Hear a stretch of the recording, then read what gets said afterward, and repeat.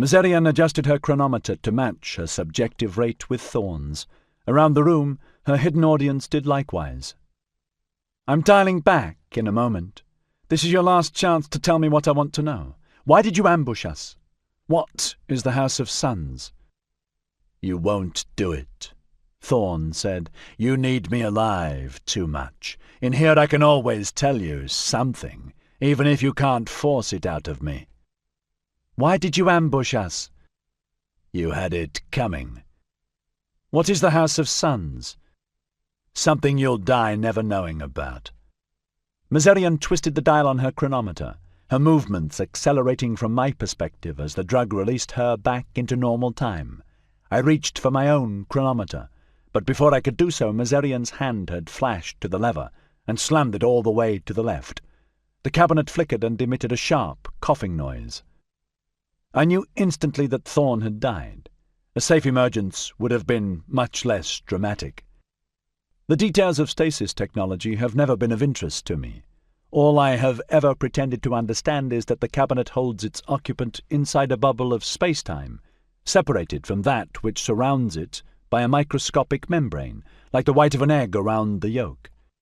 As the bubble approaches normal time flow, the interface between the bubble and external space-time should evaporate away into quantum indeterminacy. Most of the time, that is what happens. But once in a while, often with old or poorly designed caskets, the boundary behaves very differently. It adheres to the contents of the bubble, sticking like glue.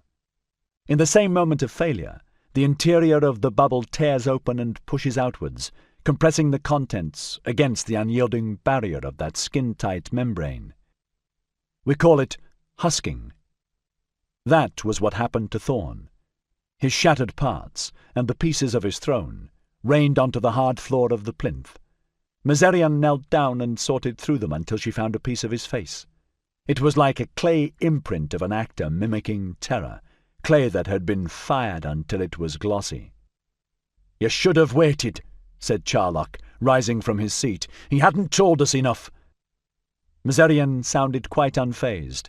"He told me everything he was ever going to. No amount of persuasion would have convinced him I was serious.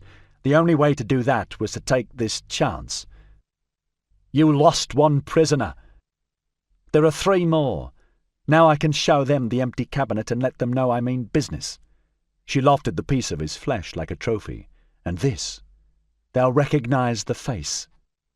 Still holding the fragment, kicking her way through the rest of him, Mazerian walked to the second cabinet.